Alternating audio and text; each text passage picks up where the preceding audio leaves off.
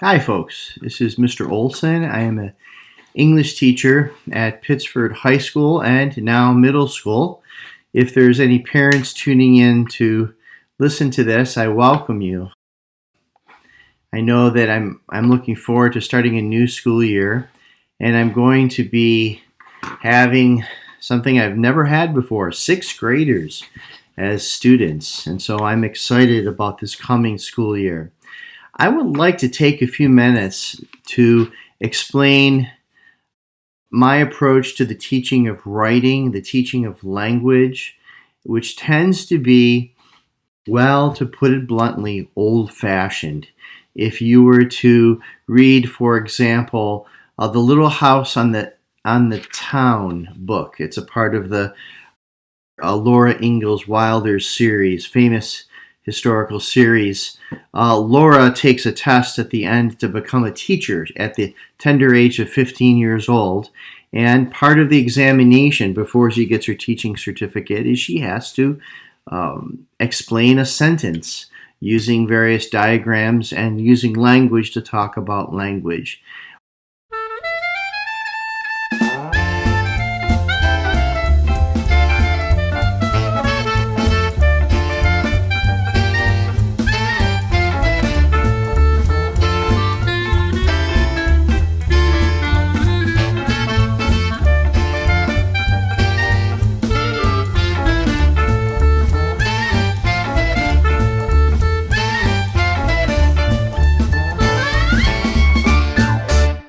And remember, in education, all you need is something to slip away from one generation, and then the sequence gets lost.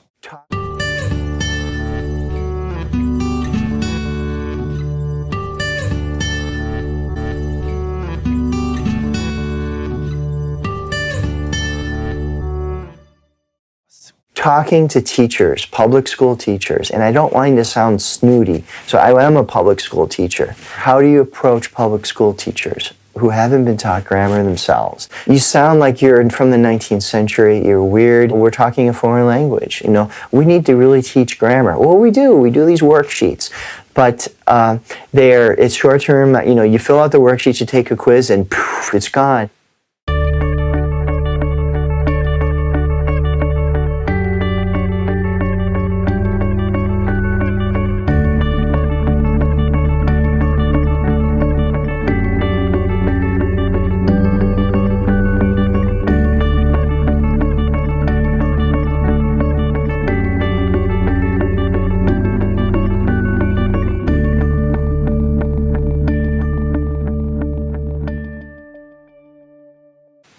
It was about in 2007 when I had a group of seniors who begged me to teach them grammar. Mr. Olson, we need to know grammar. Please teach us grammar. And it was at that point I realized science teachers and chemistry teachers know what molecules are. Algebra teachers understand the quadratic equation.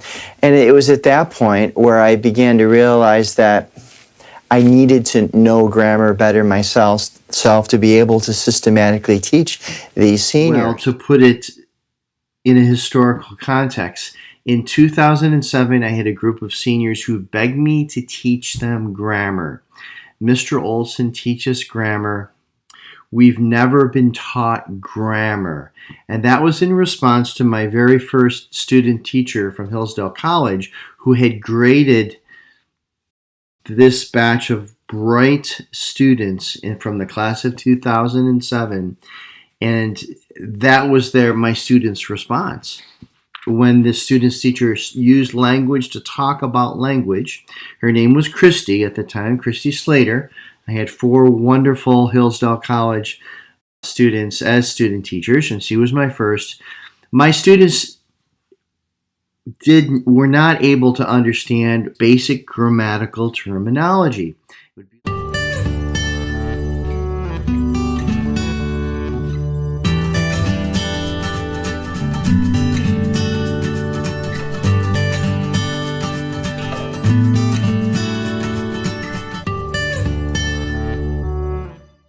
It would be like going to an algebra class and the teacher says, divide and multiply, and the students gave this poor teacher back blank stares. Something was wrong. So in 2007, I began to systematically teach grammar, even though all of the research and the tradition going back hundreds, even thousands of years suggests that the most effective time to learn grammar is in the middle years, grades 4th, 5th, 6th, maybe going up into middle schools. Those were the years where students had little minds were sponges, especially in elementary, where time to have students memorize poetry and excellent writing to develop the instinct, and which something unfortunately is no longer done in many schools,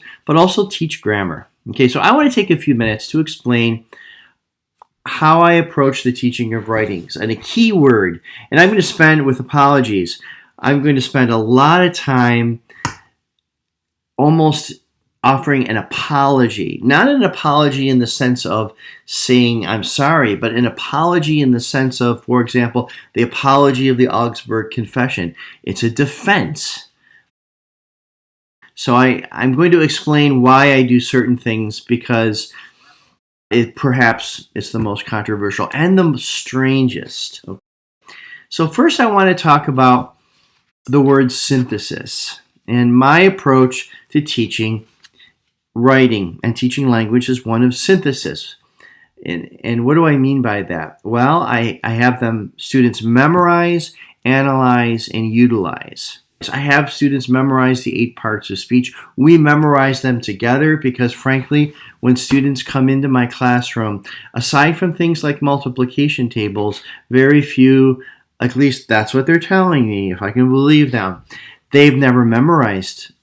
Maybe the parts of the Gettysburg Address in 8th grade or some other things.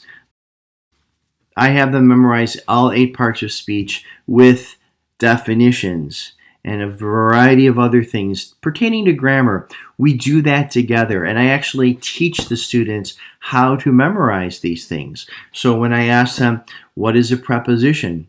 They can say, a preposition is a word that relates a noun or pronoun to the rest of the sentence. And then we look at sentences and we analyze the sentences and we understand them. And then we utilize them. For example, the ACT likes to throw curveballs to students. Agreement problems, where they'll have a plural subject of a sentence and a plural predicate. But in between, they'll have a prepositional phrase where the object is singular. And so the last thing you hear is singular, and then they give a form of the verb, the predicate, that is not in agreement with the subject, because the last thing ringing in students' ears is a singular object of a preposition. Now, I just use terminology.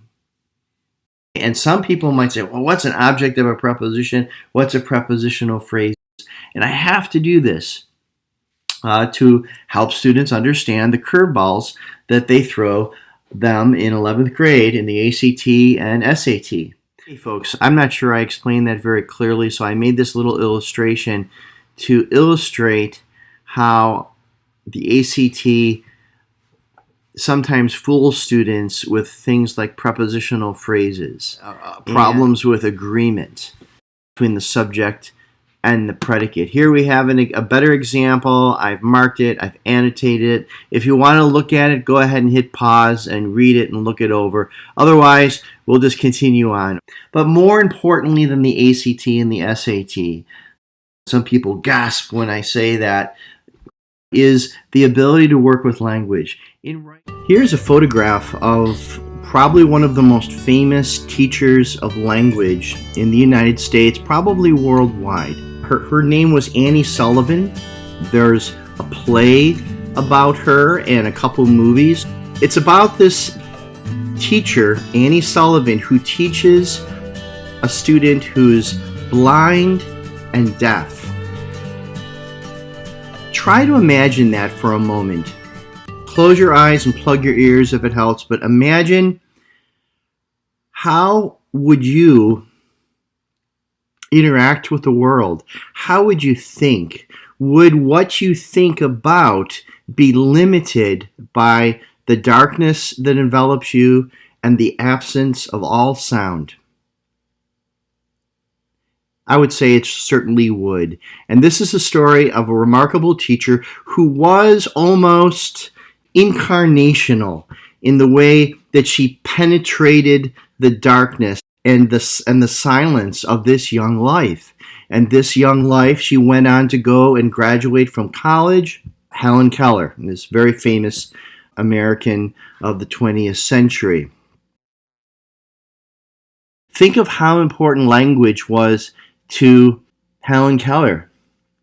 The only thing that penetrated her complete isolation was language. This was a teacher who was willing literally to get down on the ground and wrestle with this kid, Helen Keller, and get punched and to lose a tooth in order to get language to this young life, because she knew that only language matters. I'm only going to read one quote that I provided here. Language is to the mind more than light is to the eye.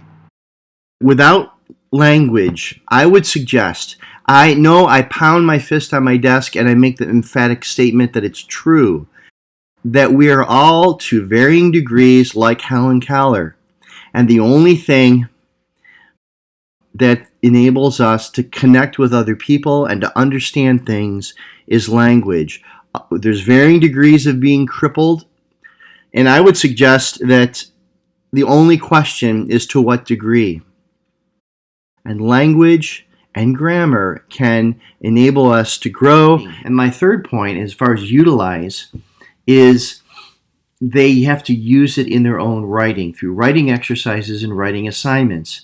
It would be ridiculous for me to take a carpentry class and memorizing what a cross-cut saw is, or a wood chisel, or other tools, but never take out the lumber and the materials and actually build things and make mistakes and correct their mistakes and writing. And so the reason I choose the word synthesis is this.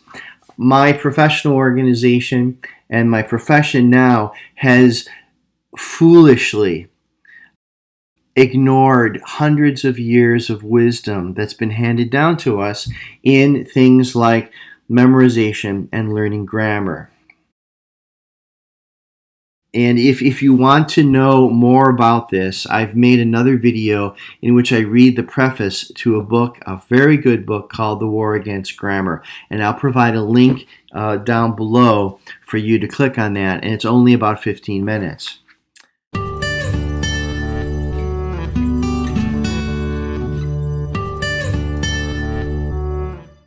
I'm also open to innovation. I'm open to people like, oh gosh, where is it? I just had it. I put all my books back on my shelf and I can't find it. Now here it is, Donald Murray. Dun, dun, dun. Donald Murray is one of, I guess, founding fathers of the approach to teaching. Writing is called process-based. So if you look at the state of Michigan's curriculum and standards, you'll see process right, and that word is thrown around, and that is more than anyone we can thank Donald Murray. He had lots of very good things to say, and as a writer, my approach to teaching writing is, why not both? Why not the wisdom handed down from centuries and even millennia of the liberal arts tradition? So I have a Master of Arts, but if you ask teachers what arts are they talking about, it's the 7 liberal arts. Okay, the first 3 being grammar, logic, and rhetoric. We can learn from the past. In fact, we are silly not to. That said, we ought to be open to innovation. What is necessary to be prudent, to be wise, to not go off into fads and provincial foolishness that we have today, we need to listen to those who have come before us. So I want to look at the word synthesis because I think it's an approach to education. It explains my approach. Well, just doing a quick Merriam-Webster search, it's the dialectic, same root as in a dialogue, a dialectic combination of thesis and antithesis into a higher stage of truth.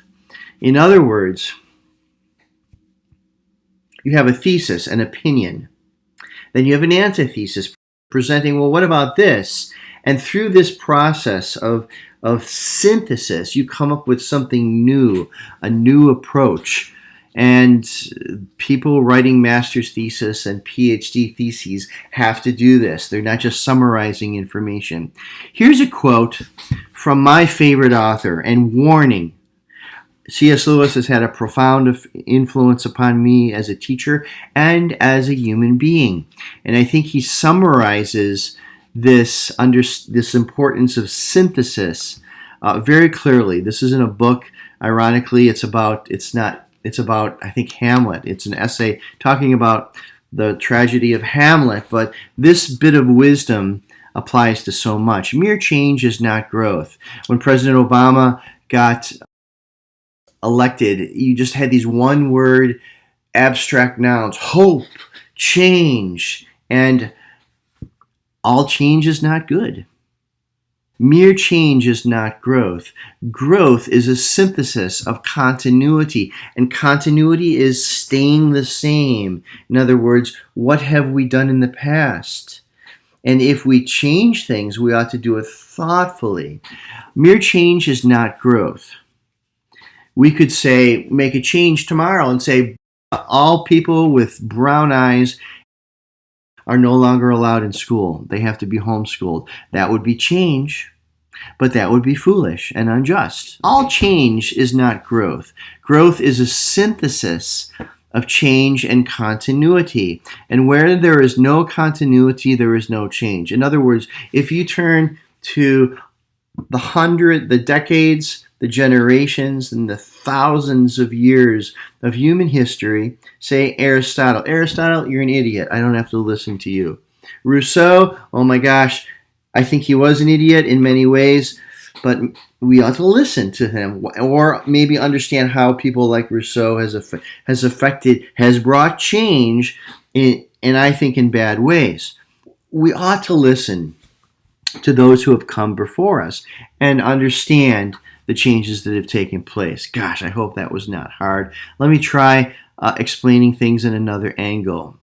This is a term that I coined. It's not a real word. It's just Mr. Olson. Synpedia. This idea of C.S. Lewis, I tried to apply to education. I coined the word Synpedia a few years ago to express the insight of Lewis as it relates to education, rooted in the Greek prefix syn, S-Y-N, like synchronize our watches. Make it the same. Make the time the same together. It means together. A synod would be those who walk together. A prefix meaning with or together. And pedagogy is the art of teaching, education, and instructional methods. So why not have an approach to education that has this synthesis? We listen and we draw upon the wisdom, and we would be idiots not to just wholesale ignore everything that's come from the past. And it would be downright adolescent to say, yep, I don't need to listen to those dead people. I got it figured out. No. Why not have a synthesis in which we listen, and we have a synthesis of both the old and the new, and the new has the burden of proof to bring about this synthesis and change. Another dead white English guy that I like, and I don't care if he's dead or white or English, he's a wise man, Chesterton. And I say white because when I went to Northern, the liberal department would stick up their nose at what they call dead white European males. And to even teach a class in Chesterton or Lewis, you had to take your hat off and try to get approval from the reigning politically correct powers that be, and say, G.K. Chesterton, C.S. Lewis, J.R.R. Tolkien, William Shakespeare, these men have things to offer. This is what Chesterton says. Real development is not leaving things behind as on a road, but drawing life from them as from a root. In other words, there's almost an organic growth that takes place. You don't just leave things behind, but you draw upon the wisdom and knowledge and science. The scientific method is rooted in this as well. Okay?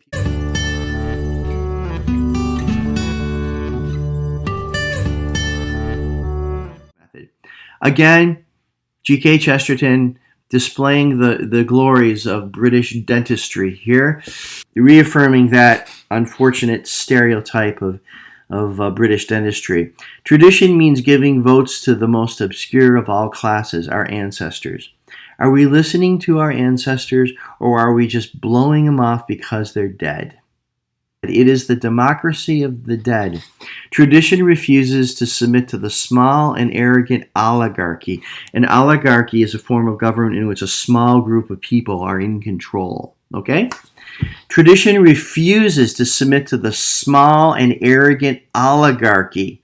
And who are these Who are these people that comprise this powerful oligarchy of those who merely happen to be walking about? We only listen to those who are breathing and alive, and we ignore those who have come from the past. Traditio is the root of to hand down.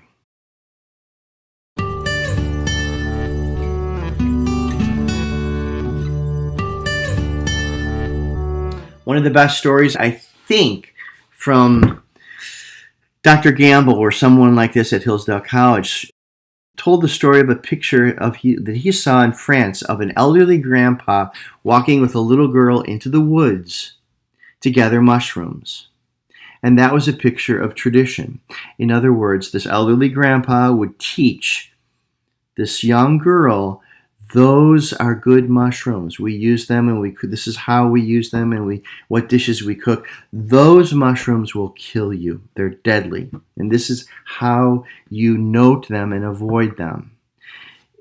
If that handing down, this traditio, is not a reality, how many generations will it take until people eat the deadly mushrooms and die?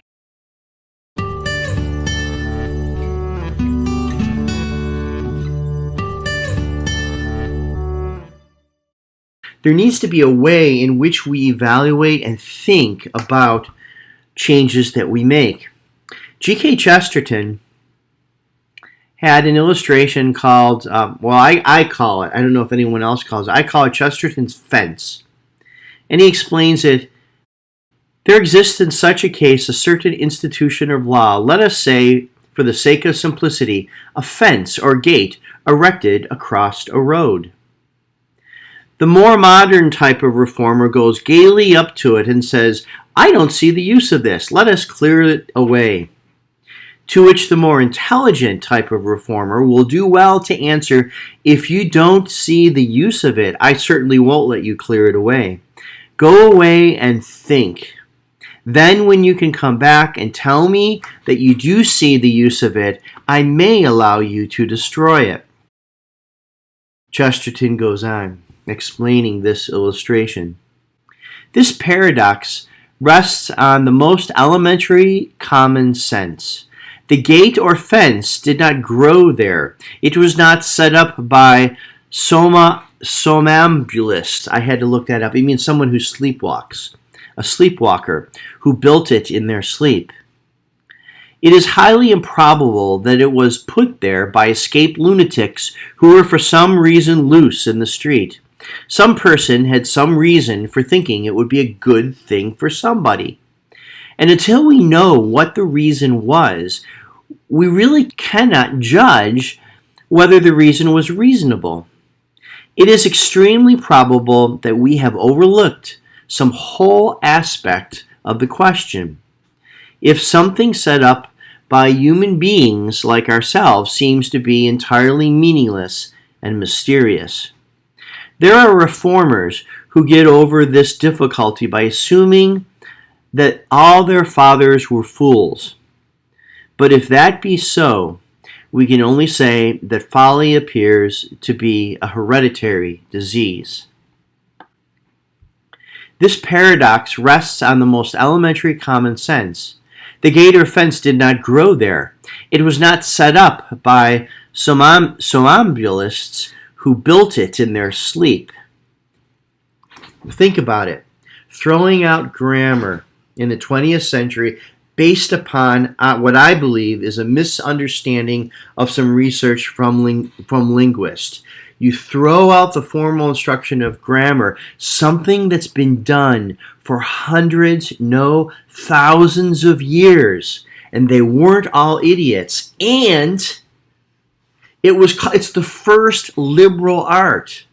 The people who are throwing out grammar instruction have presumably Bachelor of Arts degrees, Master of Arts degrees. And if you were to ask them, name those arts, they would look at you with large eyes, not knowing what you mean. They ought to know and consider that which has been practiced and handed down for centuries. A little bit of humility that says, I might not fully understand this. And because of thousands of years of my ancestors, I ought to not just throw things out. Okay, let me continue. Some person had some reason for thinking it would be a good thing for somebody. And until we know what the reason was, we cannot judge the reason was reasonable. It is extremely probable that we have overlooked some whole aspect of the question. If something set up by human beings like ourselves seems to be entirely meaningless and mysterious. But the truth is that nobody has any business to destroy a social institution until he has really seen it as a historical institution. If he knows how it arose and what purposes it was supposed to serve, he may really be able to say that they were bad purposes, that they have since become bad purposes, or that they are purposes which are no longer served. We no longer have blacksmiths in Hillsdale County because of the automobile. Of course, there are times where things change. But if he simply stares at the thing as a senseless monstrosity that has somehow sprung up in its path, it is he and not the traditionalist who is suffering from an illusion.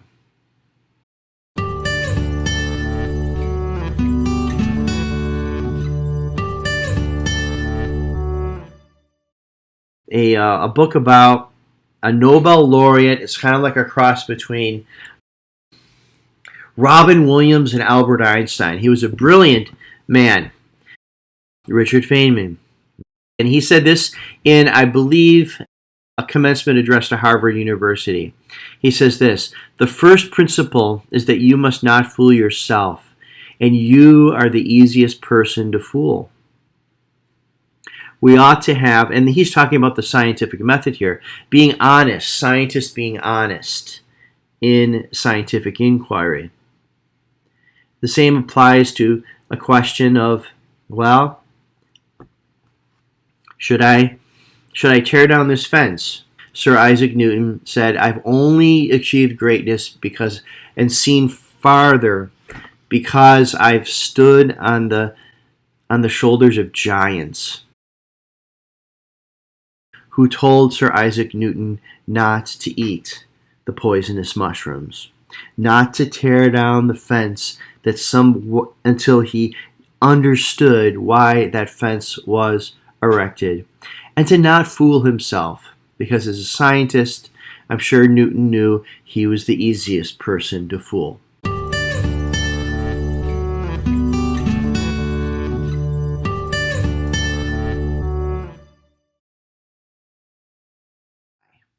Okay, so tradition, people stick their nose up at it, but I would say it's an adolescent and arrogant approach to tradition to automatically dismiss those who just happen to be dead, or English, or white, or with bad dental work.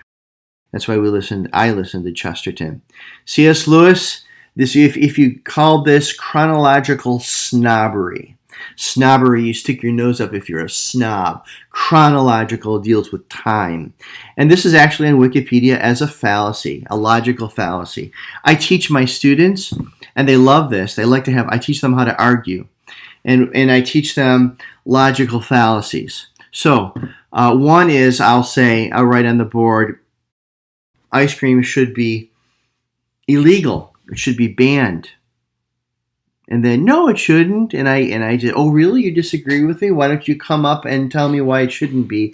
And that's the bird. I switch the burden of proof on them. When I teach them a way to debate called the Columbo tactic in honor of the legendary TV detective Lieutenant Columbo, who asked questions.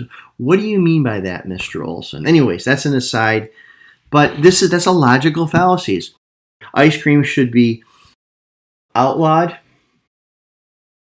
Why? Well, violence toward women increases in the summer months, and so does ice cream consumption. Therefore, a duck, to quote Monty Python, no, not a duck.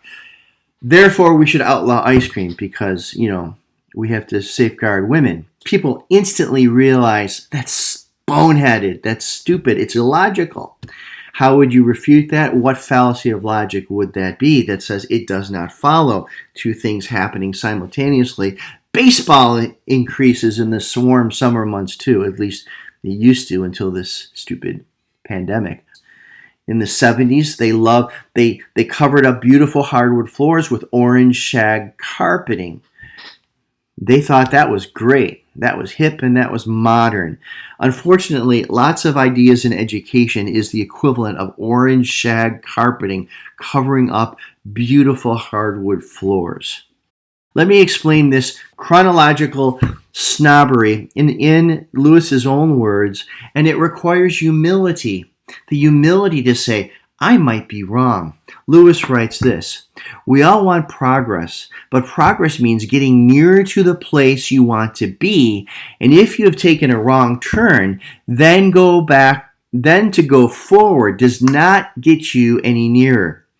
If you are on the wrong road, progress means doing an about turn and walking back to the right road. And in that case, the man who turns back soonest is the most progressive man. C.S. Lewis. And so we hear progressive education, but so often than not, progressive education is not progressive, according to this wisdom of Lewis. Why? Because they've made boneheaded mistakes in the past that they refuse to acknowledge. In the United States, they've rejected the formal instruction in grammar. Other countries have wised up. England is truly progressive because they've admitted that mistake. And unfortunately, the NCTE has admitted it, but not wholesale. And NCTE is the English teaching professional organization. If we've made mistakes, why not go back? A man who has lived in many places is not likely to be deceived by the local errors of his native village. You go to Hillsdale, on the fair it says the greatest fair in the world or something like that. Well, for some people, this is the world. This is their world. The scholar has lived in many times and is therefore in some degree immune from the great cataract of nonsense that pours from the press and the microphone of his own age. There's a great deal of nonsense. Now we have social media and Twitter. America is not Twitter, but if you look at Twitter, we're lost. I'm sorry. If you look at the idiots and the evildoers that are burning Portland, and now they're burning books, I highly doubt that they care of those in the past, the wisdom that they've handed down. Have they no knowledge of 1930s Germany and the books that were burnt under Hitler? All right, I'm sorry. That it really is an aside. Here's C.S. Lewis on this chronological snobbery. And I know, in explaining how I teach, I'm really defending that we ought to listen to those in the past. But this is a foundation. I will get to the nuts and bolts of of how I teach language soon. C.S. Lewis writes this: what I have called chronological snobbery, the uncritical acceptance of the intellectual climate common to our own age, and the assumption that whatever has gone out of date is on that account discredited. And then he goes about, if you rule something out, if you refute something, who did it? And was it valid how they got rid of it? The book that I read, the preface and the first chapter available, The War Against Grammar, the professor is a classics professor, and he examines how the National Council of Teachers of English and my profession has thrown out the teaching of grammar. That book, and I encourage you to look at these other movies I've made about this book by a classics professor at UW-Milwaukee, he examines why in America schools have jettisoned that. Okay, here's a little poem, kind of a poem by a guy named J.I. Packer. The newer, the truer. How would that work? What's the problem with that? I sometimes go around school and I look at these catchy inspirational statements on posters we have up, and I don't want people to think I'm weirder than I am, but I think about it and I say, that's not a true statement. So things like, as long as you believe you can do anything, balderdash. It doesn't matter how hard I believe. And some posters are supposed to produce good feelings we're not supposed to think about, apparently. But this is something that it's satire. It's making fun of chronological snobbery. The newer, the truer. Only what is recent is decent. Every shift of ground is a step forward, and every latest word must be hailed as the last word on its subject. We see, sadly, in our culture, the acceptance of that.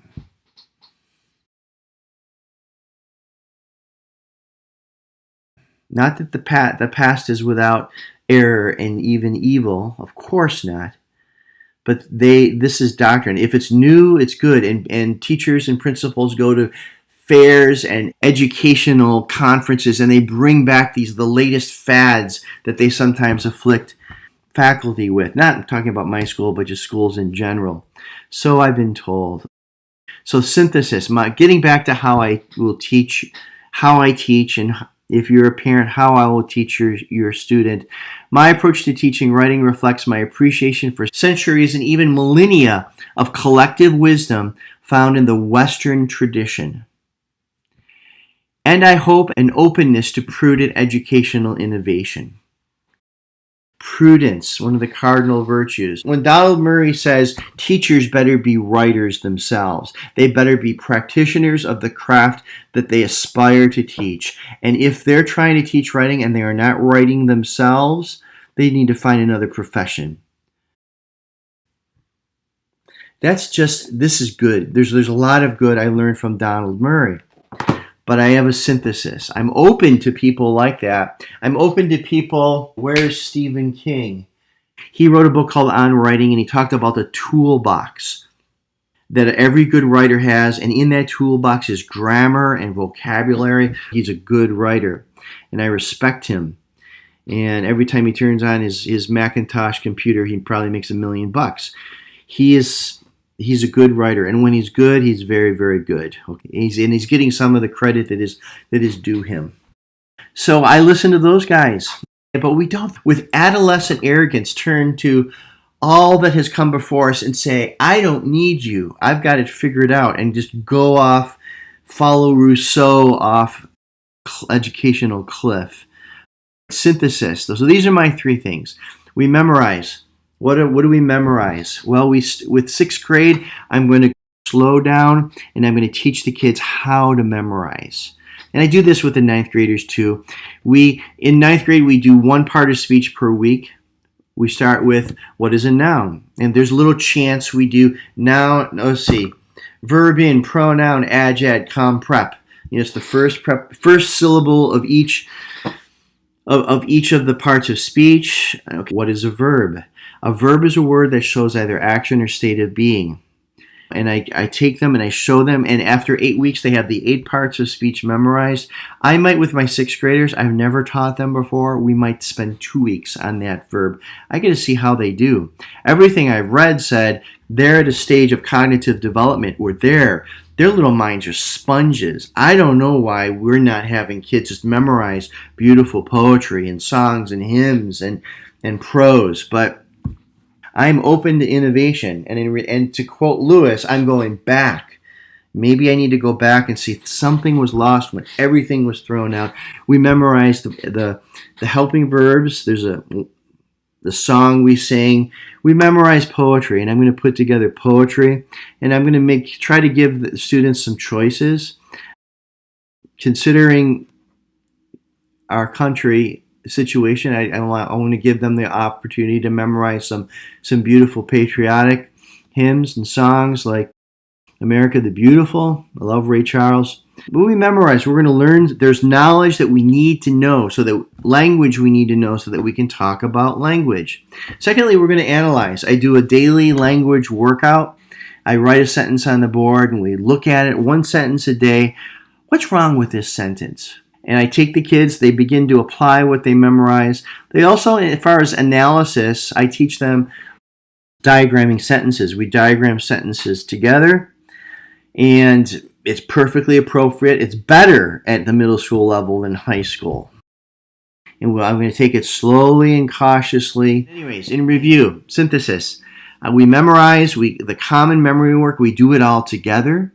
We have key grammatical terms and exemplary writing and poetry. And I'm still organizing that for my 6th graders. My 9th and 10th graders, that's kind of established. We memorize lines from Shakespeare. I'd like to give them the opportunity to pick things to memorize as well. We analyze. We do sentence diagramming. We do daily language workouts. I talked about that. Writing exercises. What do I mean by that? Well, I'll give you some examples. In 9th grade, I give them a writing exercise, and I say write a paragraph with at least 200 words. And if you use the forms of be, any forms of be, you get a 0. And so they say, what are the forms of be? Well, they have them memorized. Be, being, been, am, is, are, was, were. Any of those, you get a 0. Why? Because English, they get in ruts. And I wrote a paragraph of 200 words or more, and it's all active action verbs.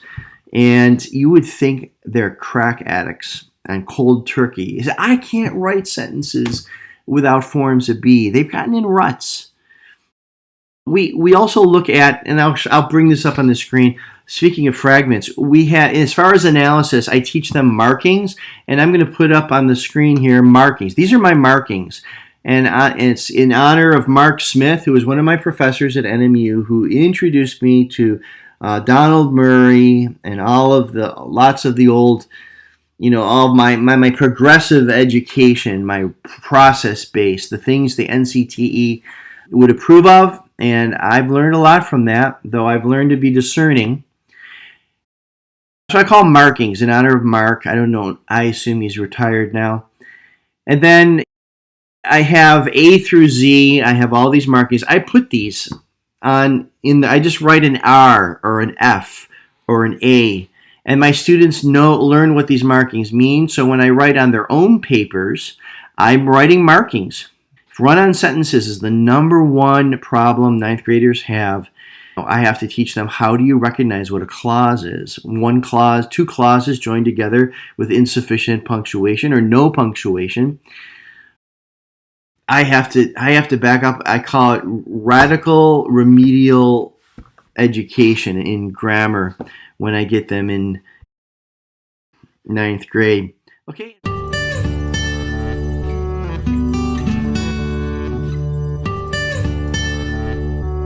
Okay, and finally, writers write. Utilize. Like I said, it would be absolutely ludicrous to have just memorize a bunch of words and definitions and do exercises and not have them write. And I work with them as writers, and I give ease and with an R next to it and saying, if you have 1 week to fix your mistakes and turn it back in. And it's tough. And I read some C.S. Lewis about the nature of love from a book called The Problem of Pain, in which he says, kindness and love are not coterminous. Kindness is not the same thing as love. I'm a big fan of the Grateful Dead. There's a song called Uncle John's Band where they talk about kindness. What I want to know is, are you kind? And in Grateful Dead circles, they uphold kindness as the ultimate virtue, which makes them a nice group of people to be around, as long as they're not doing any of that nonsense with drugs or anything like that. I try my very best to be kind, but it's not the ultimate thing. And I'm going to tell you a story about one of my colleagues to kind of close off this silly video. And that is about Derek Clark. My colleague Derek Clark, when he was a young boy at Pittsford, he brought home a piece of writing to his father. And he was an impressive, I've never talked to him, I've met him, I think once, impressive looking man, his dad. And I can just envision a young Derek Clark getting back a paper with an A, and it was like a sticker on it. Great job. And he sends it home. Young little Derek scurries home and gives it to his dad, and his dad looks at it, an A, and I can envision a frown. And Derek told me this story. I'm not making this up. And he begins circling misspelled words and grammatical problems, and he gave that A that he got from the teacher back to Derek, and he had him revise it. I want you to fix those mistakes. Was he unkind in doing it? I asked my students, I have to clarify, because when I use the word love with middle school kids, they start giggling, they think romantic, but in a broader sense of seeking the best for someone that you care about. Who really loved Mr. Clark?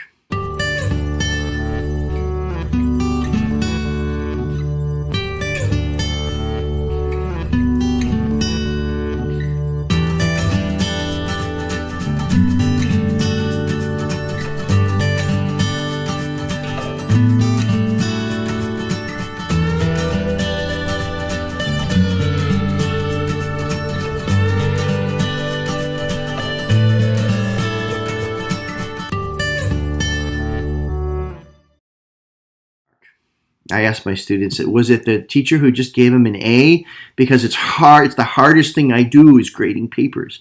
It drives me crazy. It's hard. It's really hard. Or was it his dad, who some students might say, well, that was mean what Mr. Clark Sr. did. I would suggest to them that who really cared for young Mr. Clark, Derek Clark, to grow as a writer was the meanie, his dad. And that's why I give grades E/R. In other words, in a week, you get this back, and I'm here to help you revise your work. And I really introduce it carefully because I have students in 9th grade in the past who's never got lower than an A, and tears break out. And I really introduce this carefully with the kids so they understand. And they'll get their papers back. It'll be E/R. R stands for revise. You've got 1 week. We're following Derek Clark's father's example in that. I think that's a lot harder for the student. Frankly, it's a lot harder for the teacher as well.